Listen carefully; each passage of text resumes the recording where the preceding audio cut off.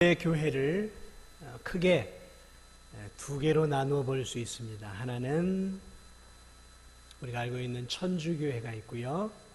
또 하나는 개신교회가 있습니다. 그래서 한국에는 크게 교회를 두 종류의 교회로 나누고 있어요. 자, 여러분도 알다시피 천주교회는 말 그대로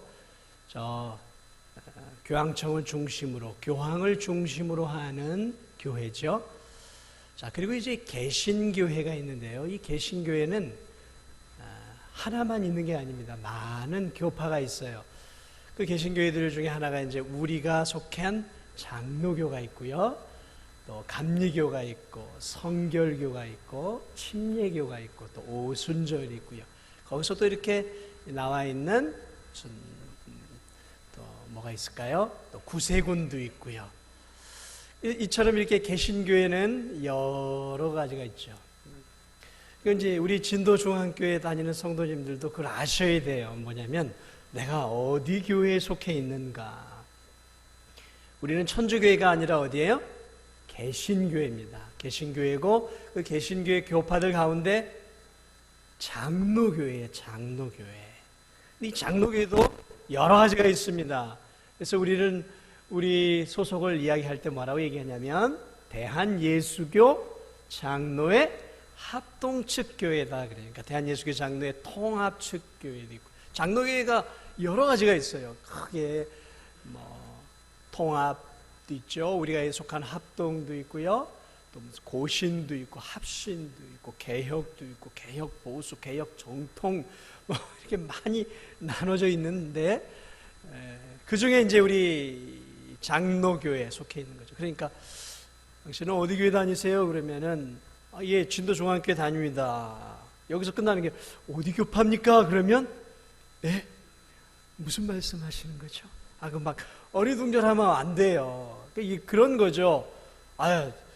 어디 성이 뭡니까? 예, 김씨입니다. 그럼 어디 김씨입니까? 예, 그럼 저는 경주 김씨, 백천공파 몇 대 손입니다. 라고 이렇게 기본적으로 내 그 성에 대한 족보를 알고 있어야 되는 것처럼 교회 생활을 하면서도 진도중앙교회를 다닙니다라는 것으로만 알고 있으면은 그건 초신자예요. 초신자. 이제 막 신앙생활을 하고 있는 1, 2년, 3, 4년 성도예요.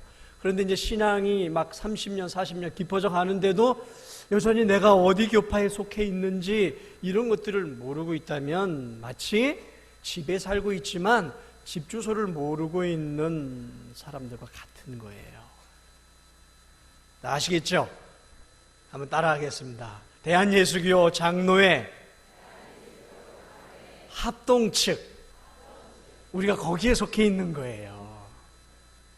내가 성결교인인지 침례교인인지 오순절교인인지 그것도 모르고 그냥 진도중앙교회만 생각하고 다녀서는 안 된다라는 것이죠. 자, 크게는 두 가지라고 제가 말씀을 드렸죠. 근데 어떤 분들, 교회를 잘 모르시는 분들은 천주교나 개신교, 진도중앙교회나 이 앞에 있는 천주교회나 그게 그거 아닌가? 라고 이렇게 말들을 하셔요. 그리고 옛날에 이 천주교가 있었는데 거기서 개신교가 나왔으니까 천주교는 형님 집안이고 우리 개신교는 동생 집안이고, 그러니까 그게 그거 아닌가라고 이야기를 합니다. 과연 그러겠습니까? 그렇다면 서로 간에 교제가 있고 오고 가겠죠. 그러나 천주교와 우리 개신교는 완전히 다릅니다. 완전히 달라요. 여러분, 1세기 예루살렘에 초대교회가 세워졌죠. 성령의 큰 은혜로 말미암아 초대교회가 생겨나기 시작했어요. 그리고 그 이후로 교회는 두 교회가 아니라 한 교회로 약 1500년이라는 긴 세월 동안을 쭉 갑니다. 물론 이제 동방교회, 서방교회라고 나눠지기도 하지만 어쨌든 이 교황을 중심으로 하는 이 교회가 오랜 세월 가게 되죠. 자, 그런데 1517년, 지금으로부터 약 500년 전이죠. 올해가 천주교에서 우리 개신교가 나온 지가 500년이 되는 해예요. 아주 뜻깊은 해죠. 1517년 바로 이 해에 천주교 사제였던, 다시 말하면 그 당시 사제였던 마르틴 루터가 종교개혁의 선봉장으로 등장해서 당시에 그 비덴베르크 성문에 뭘 붙여놓냐면 95개조 반박문을 탁 붙이면서 교회 정면으로 도전을 했어요. 교회는 개혁되어야 된다는 것이죠. 지금 이 우리의 교회는 너무도 성경으로부터 벗어났다. 이제 이 교회가 새로워져야 된다라고 바른 길을 적어서 붙여놓기 시작합니다. 대자보를 붙여놓은 거죠. 오늘날로 말하면 대자보를 붙여놓음으로 시작해서 종교개혁이 폭발적으로 일어나기 시작을 했고, 그 루터의 종교개혁을 통해서 이제 무엇이 생겨나게 됐냐면 거기서 한 부류가 갈라져 나오는데 그게 뭐냐면 개신교예요. 오늘 우리가 속한 이 교회가 1517년 이후로 천주교로부터 갈라져 나와 이제 새로운 그러한 기독교를 형성하게 된 것이죠.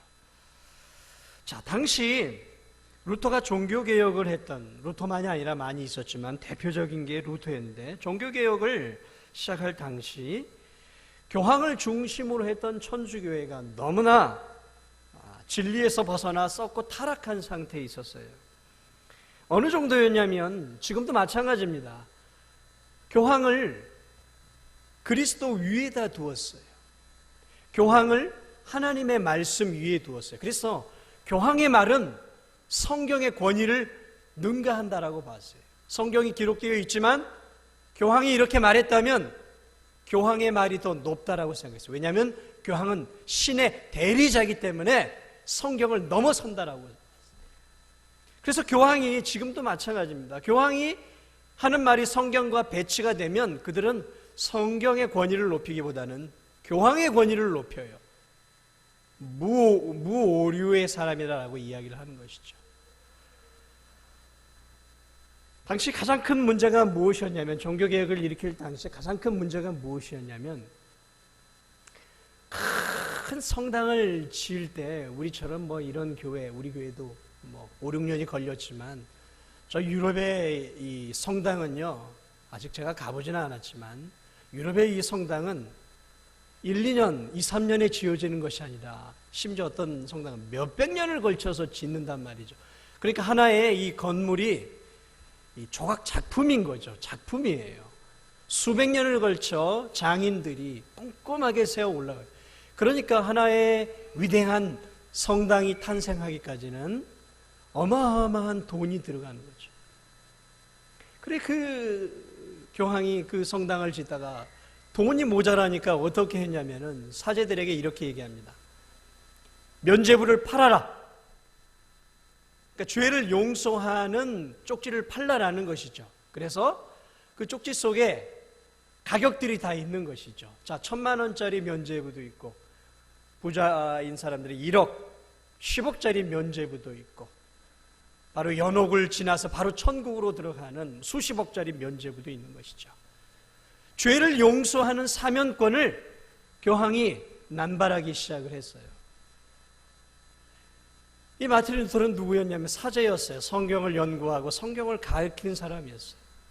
이 마틴 루터가 자신이 죄인임을 알고 죄를 용서받기 위해서 무진 애를 썼어요. 그래서 그 천주교 방식대로 수도 없이 금식도 하고 자기 자신을 힘들게 하면서 고행도 하고 그리고 기도도 하고 선을 하면서 의로워지고 죄인에서 의인이 되기 위해서 몸부림을 쳤는데 아무리 몸부림을 쳐도 자신이 그 율법을 온전히 지킬 수 없다라는 한계를 느끼면서 그런 너무너무 고통 가운데에서 사제의 직을 수행하고 있었어요. 그런데 교황이 그러한 것들을 지금 막 시행을 하고 있어요. 그러니까 뭔가 잘못됐다라는 것을 알았어요. 근데 이 루터는 굉장히 박식한 사람이었습니다. 언어에 능통한 사람이었기 때문에 또 성경에 능통했어요. 이 루터가 성경을 읽고 성경을 가르치는 사람이었는데 이 로마서를 강해를 하기 시작했어요. 1장부터 쭉 강해를 하는데 이 1장 16, 17절에 이 말씀을, 오늘 우리가 읽은 이 말씀이에요. 이 말씀을 연구하던 중에 그가 무엇을 느끼게 되냐면, 교황이 면죄부를 통해서 사람들의 죄를 없애게 해주는 그 방법이 미신적인 방법이고, 그것이 성경으로부터, 하나님 말씀으로부터 얼마나 벗어났는지를 이 로마서 1장 17절을 통해 그가 깨닫게 돼요. 하나님의 은혜가 그에게 부어진 것이죠. 그래, 일개 이 사제가 교황과 수많은 오늘날로 말하면 추기경들이죠, 그들을 향해 선전포고를 한 것이죠. 그래서 교황의 잘못과 천주교의 문제점과 면죄부를 판매해서 죄를 사면해주고 돈을 주고 죄 용서함을 받는 이 일들이 얼마나 잘못된 것인지를 95개 반박문을 써가지고 대자보를 붙이면서 정면으로, 다시 말하면 권력 앞에 권력과의 싸움을 시작한 것이죠. 그게 1517년이었어요. 그리고 그 종교개혁을 시작으로 인해서 하나님의 물붓듯 부어지는 은혜가 임하면서 거기서 루터와 칼빈과 쯔빙글리, 그리고 수많은 종교개혁자들을 통해 오늘 우리가 믿고 있는 참된 기독교가 거기서 나오게 된 것이죠. 그러므로 오늘 우리가 읽은 이 본문은 엄격히 말한다면 오늘 기독교, 우리 개신교가 서는 중요한 뿌리가 되는 성경 구절이에요. 이 구절은 이 1장 17절, 특별히 이 1장 17절의 말씀 위에 개신교, 우리 장로교가 서 있는 거예요. 그러므로 이 구절을 우리가 어떻게 이해하느냐에 따라서 우리가 참된 개신교인이 될 수도 있고, 이 구절을 잘못 이해하면 여전히 우리는 교회를 다니지만 천주교적인 그러한 믿음을 갖는 퇴행적인 신앙생활을 할 수도 있다는 것이죠. 그래서 저는 오늘 이 종교개혁 500주년을 맞이해서 종교개혁이 일어났던 근간이 되는 이 1장, 로마서 1장 이 16, 17절의 말씀에 대해서 특히 중요한 오직 믿음, 솔라 피데라는 이 오직 믿음이라는 이 진리를 오늘 이 아침에 여러분과 함께 믿음에 대한 부분들을 좀 몇 가지 여러분과 함께 좀 나눠보려고 합니다. 기본적인 것이지만 우리가 다시 한번 이 본문을 통해 믿음이 무엇인가, 여러분 교회에서 목사가 제일 많이 설교하는 것 중에 하나가 뭐예요? 믿음이에요. 믿음. 그런데 이 믿음에 대해서 성도들이 아시는 분들은 잘 알아요. 그런데 이 믿음에 대한 이 부분들에 대해서 흔들리고 이 믿음이 무엇인지에 대해서 정확하게 이해를 못하고 신앙생활을 하는 성도들이 있어요. 목사들이 피를 토하면서 설교하는 것 중에 하나가 뭐냐면 믿음이에요. 믿음. 그래서 오늘 이 믿음이라는 부분을 저는 한 세 각도로 이 본문을 근거로 해서 여러분과 함께 좀 나눠보고자 합니다. 자, 오늘 성경은 이렇게 말하고 있습니다. 복음에는 하나님의 의가 나타나서 믿음으로 믿음에 이르게 하느니 오직 기록된 바 의인은 믿음으로 말미암아 살리라 라고 말씀하고 있어요. 그리고 16절에는 내가 복음을 부끄러워하지 아니하노니 이 복음은 모든 믿는 자에게 구원을 주시는 하나님의 능력이 됩니다. 이제 16절과 17절이 연결되어 있는데, 자, 우리는 믿음을 통해 구원을 받습니다. 그렇죠? 여러분, 우리가 무엇을 통해 구원을 받습니까? 믿음을 통해 구원을 받아요. 우리는 그 사실을 잘 알고 있어요. 자, 믿음을 통해 구원을 받는다라는 이 말 속에는 그러면 믿음이 우리에게 구원을 주느냐라는 거죠. 아니요. 믿음이 우리에게 구원을 주는 게 아니에요. 여러분, 믿음을 통해 구원을 받는 것이지 믿음이라는 것 자체가 우리에게 구원을 주는 건 아니에요. 무엇을 믿느냐가 우리에게 구원을 주는 것이죠. 그러므로 첫 번째로 우리는 무엇을 믿느냐라는 것이죠. 그리스도인은 무엇을 믿느냐란 말이죠. 오늘 성경은 뭐라고 말했어요? 내가 복음을 부끄러워하지 않은 이 복음은 모든 믿는 자에게 구원을 주시는 하나님의 능력이라.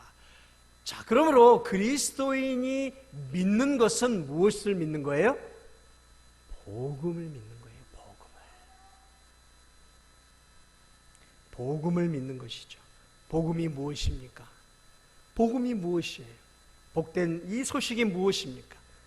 복음을 한마디로 압축을 하면 무엇일까요? 한번 따라하겠습니다. 복음은 예수 그리스도다. 예수 그리스도가 복음이에요. 복음. 그러므로 예수 그리스도와 관련된 이 모든 것들이 복음이라는 것이죠. 무엇이 복음입니까? 우리가 알고 있는 사실이에요.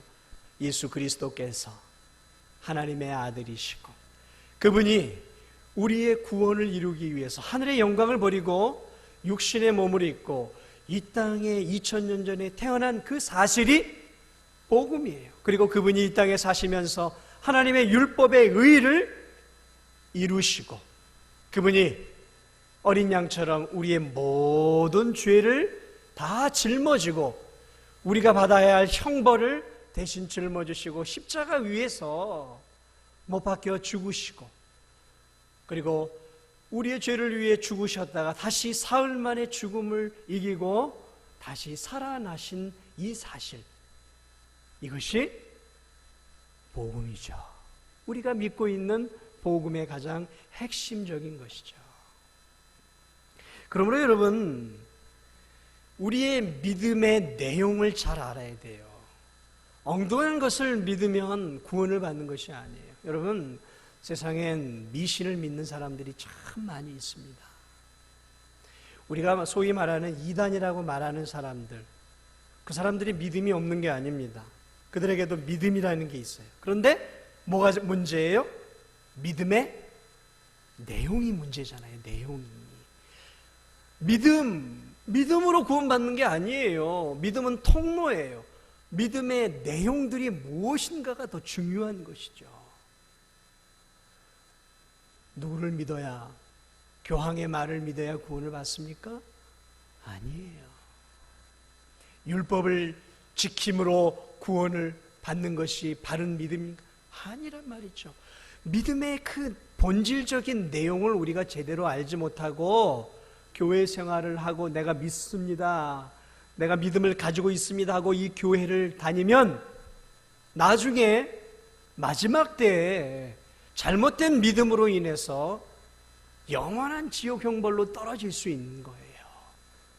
그러므로 가장 중요한 것 중에 하나는 믿음을 우리가 믿음으로 구원을 받지만 이 믿음의 대상, 믿음 무엇을 믿는지에 대한 확실한 지식을 가지고 우리가 믿어야 한다는 것이죠.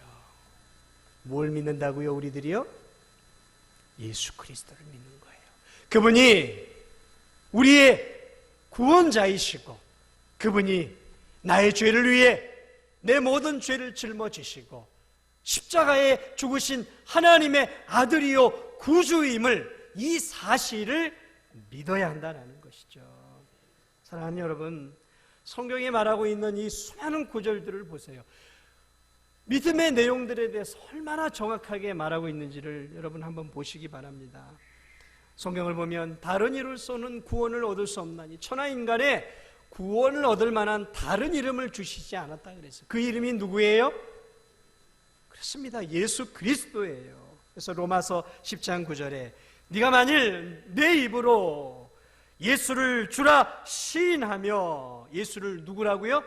주로 시인하며 하나님께서 그를 죽은 자 가운데서 살리신 것을 내 마음에 믿으면 구원을 얻는다 그랬어요. 무엇을 믿어야 되냐면 예수를 주로 믿어야 한다는 것이죠. 주로. 여러분, 베드로 사도가 예루살렘 공회에서 이렇게 얘기를 합니다. 이방인들도 구원을 받을 수 있느냐 없느냐, 당시에는 유대인들만 구원이 있다라고 생각을 했어요. 그런데 이 예루살렘 공회를 통해서 초대교회 시절에 의논을 한 후에 중심이 되는 베드로 사도가 뭐라고 이야기하냐면, 그러나 우리는 그들이, 그러니까 이방인들이 우리와 동일하게 주 예수의 은혜로 구원받는 줄을 믿노라 라고 선포를 해요. 주 예수의 은혜로, 다시 말하면 주 예수 그리스도께서 이루어 주신 이 놀라운 은혜 사역을 이방인들, 유대인들만이 아니라 이방인들도 믿으면 구원을 받는다는 것이죠. 뭘 믿는다고요? 주 예수 그리스도란 말이죠. 바울과 실라가 감옥에 있었어요. 그런데 성령의 역사로 감옥의 문들이 활짝 열렸어요. 그래서 이 간수가 다 도망갔구나 하고, 이제 내가 죽겠구나 하고 칼을 빼서 이제 자결을 하려고 할 때, 오늘 감옥 안에 있었던 바울과 실라가 우리가 도망가지 않았으니까 자살하지 말라고 권고해. 그때 그 간수가 너무너무 놀랍고 하나님의 은혜를 받아가지고 그들 앞에, 죄수들 앞에 무릎을 꿇고 이렇게 얘기합니다. 선생들이여, 내가 어떻게 해야 구원을 얻을 수 있겠습니까? 라고 외쳐요. 그럴 때 바울과 실라가 뭐라고 이야기하냐면, 사도행전 16장 31절에 이렇게 얘기합니다. 주 예수를 믿으라. 그리하면 너와 내 집이 구원을 얻으리라. 다른 얘기 하지 않았어요. 믿어야 되는데 뭘 믿어야 된다고요? 주 예수를 믿으라. 예수님이 주님임을, 황제가 주가 아니라 십자가에 못 박힌 저 예수가 너의 구주이고 너의 하나님이심을 믿으면 네가 구원을 받을 것이다 라고 말하고 있잖아요. 예수님이 뭐라고 말씀했습니까? 자신의 오라비가 젊은 나이에 죽게 되었을 때 슬픔 가운데 있는 마르다를 향해서 뭐라고 이야기하고 있어요? 나는 부활이요 생명이니 나를 믿는 자는, 누구를 믿는 자요? 나를 믿는 자는 죽어도 살겠고 무릇 살아서 나를 믿는 자는 영원히 죽지 아니하리니 이것을 네가 믿느냐라고 말하고 있어요. 나를 믿는 자는, 예수님이 말씀한 거예요. 하나님의 아들 예수님이 나를 믿는 자는 이 땅에 죽어도 살겠고 무릇 살아서 나를 믿는 자는 그 영원히 죽지 아니하리니 네가 이것을 믿느냐? 여러분, 제자들이 예수님과 사역하는 가운데서 여러분 그 예수 그리스도를 깊이 만나고 뭐라고 얘기합니까? 베드로가 뭐라고 예수님을 향해 고백하고 있습니다. 주는 그리스도시요 살아계신 하나님의 아들이십니다. 구주로 믿고 있잖아요. 의심하는 도마가 부활하신 예수 그리스도를 만나고 어떻게 해요? 주는 그리스도시다 고백하지 않습니까?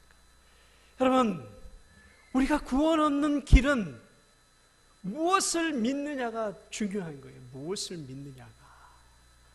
어떻게 교회를 다니고 어떻게 신앙생활을 하는 것, 그것은 차후의 문제인 거예요.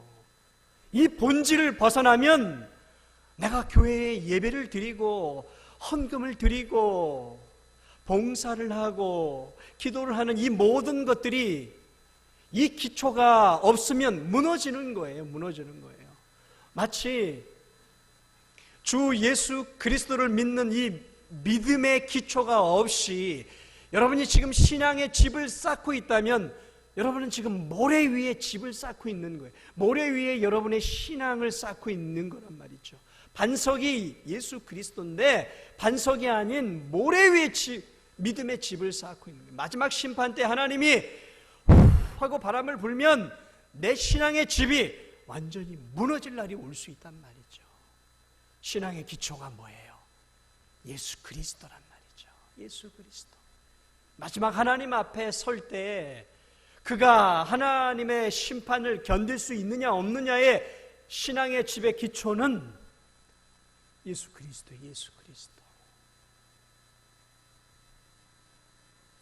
그러나 여러분 신앙생활하고 오늘 예배를 드리는 건 너무 잘하고 계시는 거예요. 너무 중요한 겁니다. 그런데 더 중요한 게 있어요. 지금 여러분이 신앙의 집을 쌓고 있는 기초가 튼튼한가를 봐야 돼요.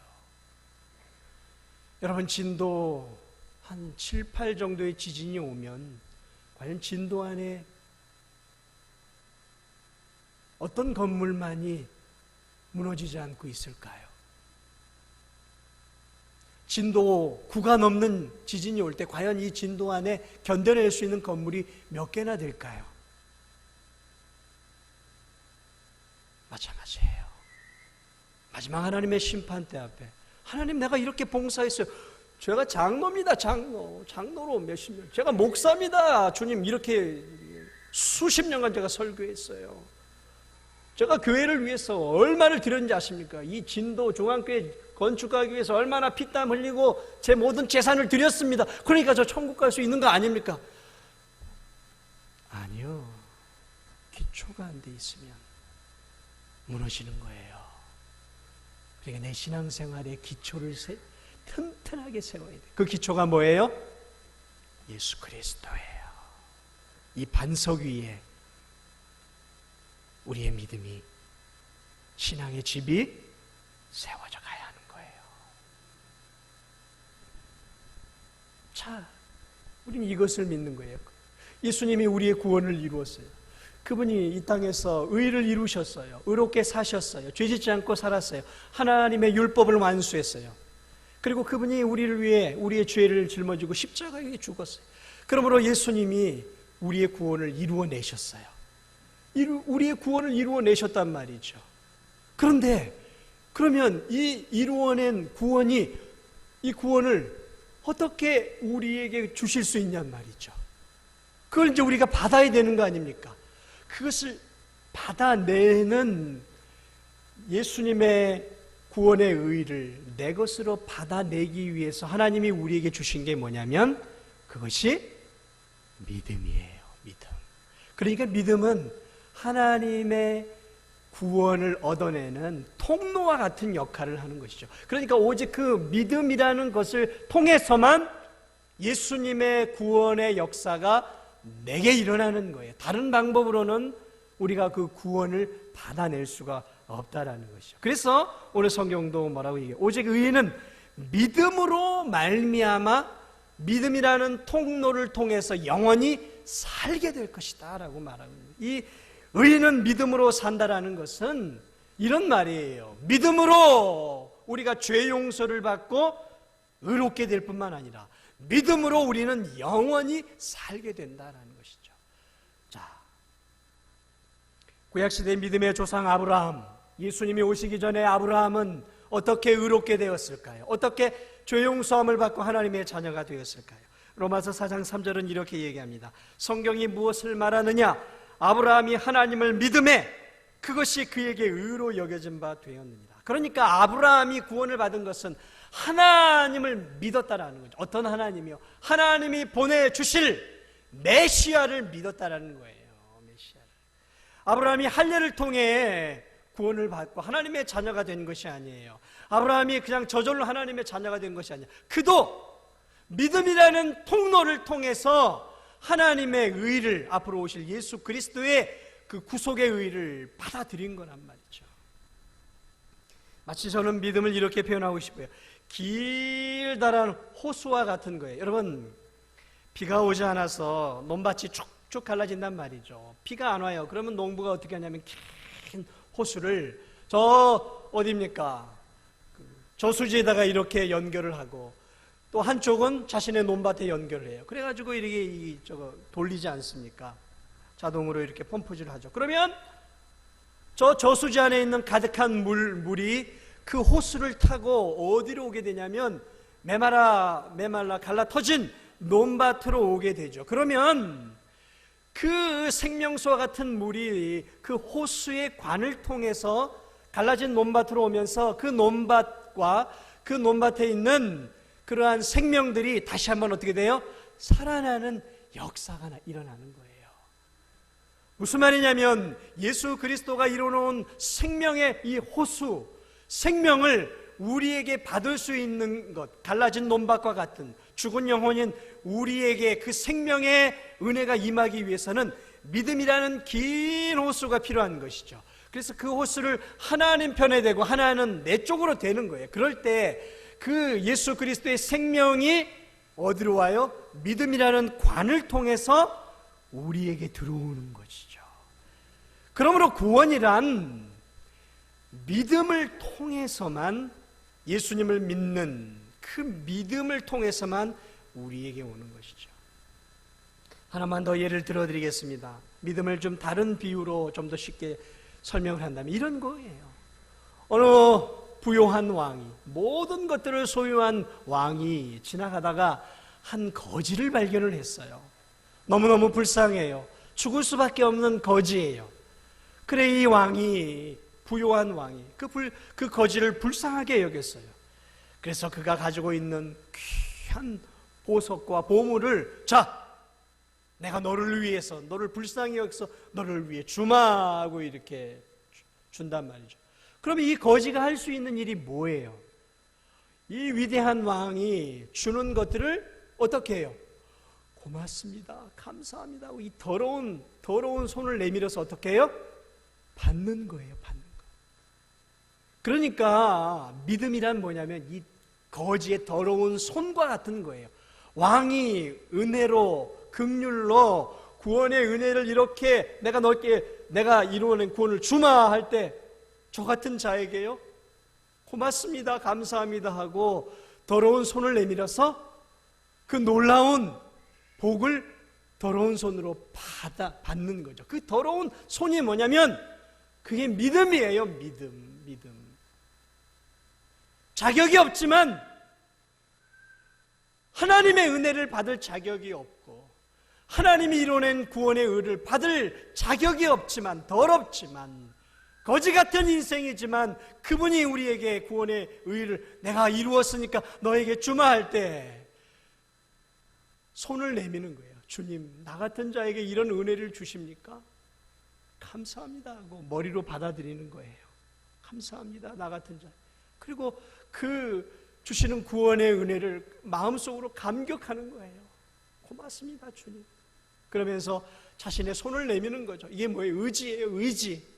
그리고 마음으로 예수님이 이루어낸 그 모든 사실을 믿고 내 마음속에 예수 그리스도를 나의 구주, 나의 하나님, 나의 왕으로 내 마음속으로 받아들일 때, 믿음으로 받아들일 때 무슨 역사가 일어나요? 그 믿음을 통해 하나님이 이루어낸 놀라운 구원의 은총이 물밀듯 나에게 쏟아 부어져서 죄인인 내가 그 믿음으로 말미암아 의롭게 되고, 그 예수님이 이루신 생명이 죽은 영혼인 나에게 부어져서 내 영혼이 소생함을 얻게 되고, 이제 죄인이 의인이 되고 영원한 생명을 얻는 하나님의 자녀가 되는 것이죠.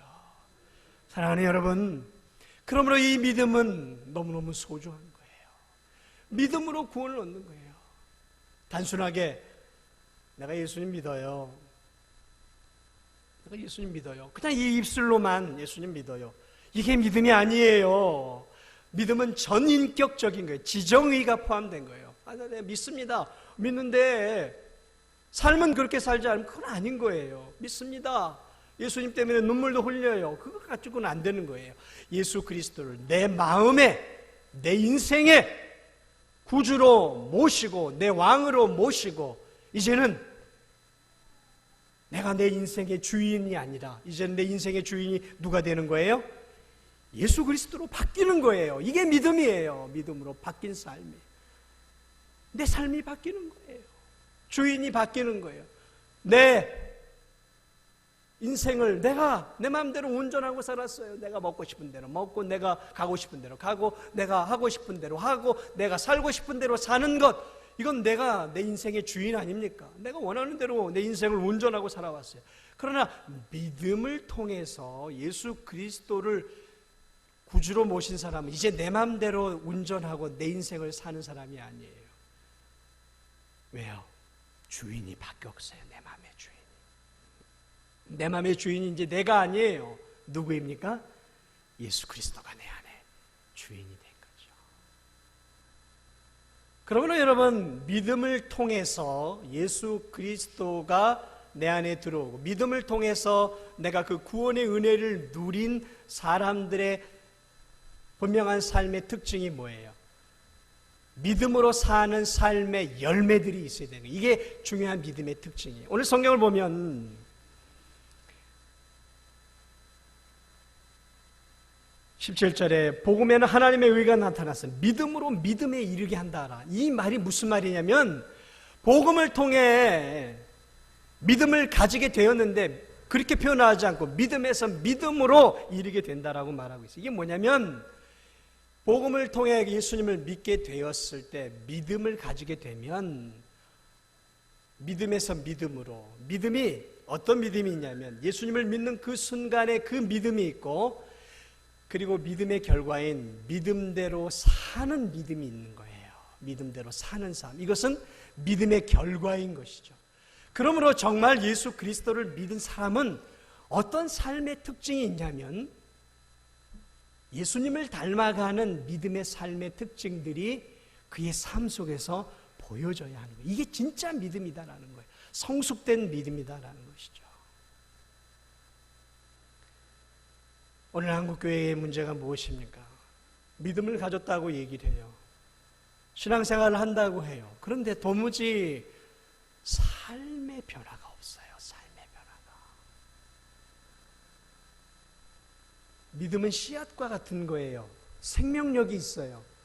그 씨앗이 마음밭에 떨어지면 그 생명의 씨앗이 무엇을 발화가 되는 것이고, 그리고 그것이 우리의 삶 속에서 자라면서 어떻게 되냐면 삶을 바꿔내는 거예요.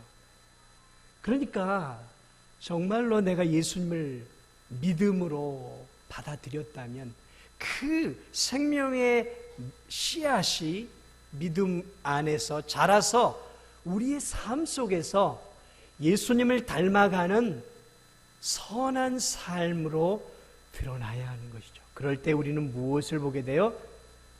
저 사람이 정말 예수님을 믿고 있구나 라는 것을 알 수 있는 것이죠.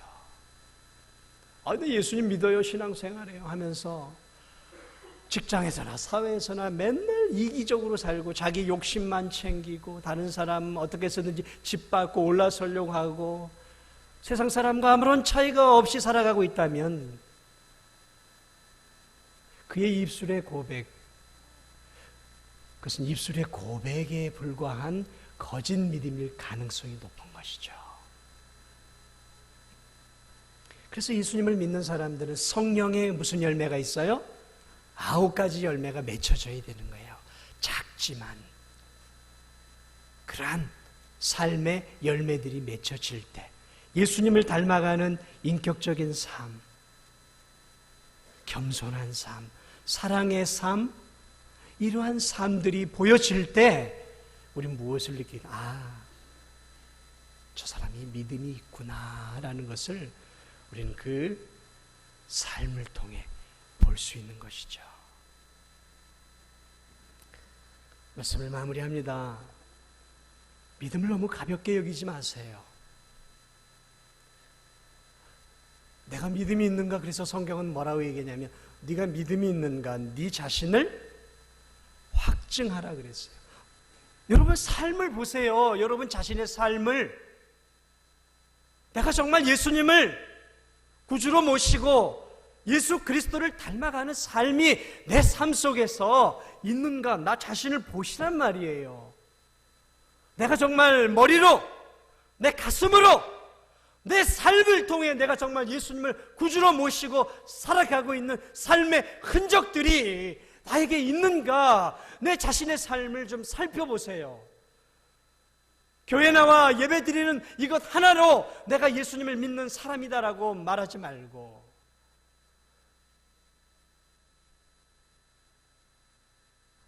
정말 내가 오늘 이 세상을 떠나도 예수 그리스도 때문에 예수 그리스도를 믿기에 내 영혼은 영원한 천국에 들어갈 수 있다는 그 확신을 가지고 내가 살아가고 있는가? 오늘 죽음이 찾아와도 내가 저 영원한 천국에 갈 확신이 나에게 있는가? 오늘 이 하루가 나의 마지막 날이라 할지라도 오늘 이 하루를 우리 주님께 의탁하고 내 인생의 주인은 내가 아니라 예수 그리스도이십니다라고 고백하면서 예수 그리스도를 기쁘시게 해드리는 믿음의 삶을 내가 오늘도 살아가고 있는가? 아니면 여전히 오늘도 나 중심적으로 내가 주인이 되어서 내가 원하는 대로, 내가 하고 싶은 대로 내 욕망과 내 야망과 내 기쁨을 위해서 내가 살아가고 있지는 않은가? 내가 정말 참된 믿음을 소유하고 있는지를 우리가 살펴봐야 하는 것이죠. 말씀을 마무리합니다. 믿음의 대상은 예수 그리스도이십니다. 그리고 그 완성한 구원을 받는 수단은 오직 믿음. 그분을 정말 믿는 믿음. 머리로, 가슴으로, 그리고 삶으로 그분을 받아들이고, 그리고 삶을 통해 내 믿음이 증명되어질 때, 그때 비로소 우리는 이렇게 말할 수 있는 거예요. 오늘 이 말씀. 의인은 믿음으로 산다. 의인은 믿음으로 산다. 그러면 여러분, 우리가 자랑할 수 있는 것이 무엇이겠습니까? 믿음으로 구원받았기에 오늘 이 생명의 복음, 이 복음을 자랑하며 살 수밖에 없는 것이죠. 여러분이 복음을 믿는 그 믿음으로 구원을 받았다면 우린 이 복음을 자랑해야 돼요. 내가 이 복음을 부끄러워하지 않는다 오늘 말하고 있어요. 내가 이 복음을 부끄러워하지 않냐는, 이 복음은 모든 믿는 자에게 구원을 주시는 하나님의 능력이 됩니다. 그러므로 우리가 우리가 드러내고 우리가 이 세상 사람들에게 자랑할 게 무엇이에요? 오직 복음밖에 없는 것이죠. 복음만을 자랑하는 삶, 이것이 바로 믿음으로 구원을 받은 성도의 또 하나의 삶의 모습인 것이죠. 사랑하는 여러분, 믿음으로 구원을 받으셨습니까? 그럼 이 복음을 자랑하십시오. 이 복음 안에서 이 복음을 자랑하고, 이 복음을 드러내고, 이 복음을 위해, 그리스도를 위해 여러분의 인생을 드릴 수 있는 그런 신실한 성도들이 되시기를 주님의 이름으로 축원합니다.